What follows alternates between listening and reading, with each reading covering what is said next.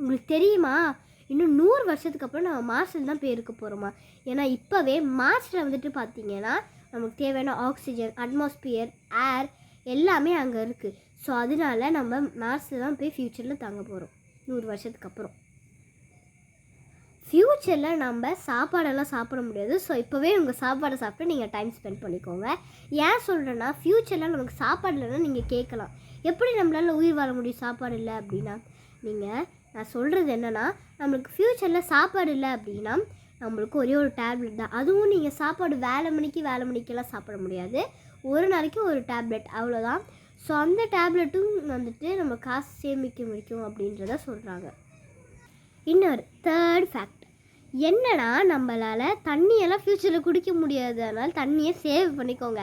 தண்ணி குடிக்கலாம், ஆனால் உங்களுக்கு எவ்வளோ பெரிய தாகமாக இருந்தாலும், அதாவது இந்த உலகத்தை விட இந்த யூனிவர்சிட்டியை விட இந்த ஸ்பேஸை விட எங்களுக்கு எவ்வளோ தாகம் இருந்தாலுமே உங்களால் ஒரு அந்த சைனீஸ்காரங்கெல்லாம் பேக்கெட்டில் ஒரு இது வச்சுருப்பாங்கல்ல, ஒரு பேக்கெட்டில் ஜெல்லி மாதிரி இருக்கும்ல, அதே மாதிரி உள்ள ஒரு பேக்கெட்டில் ஒரு பிளாஸ்டிக் கவரில் ஒரு இது இருக்கும்.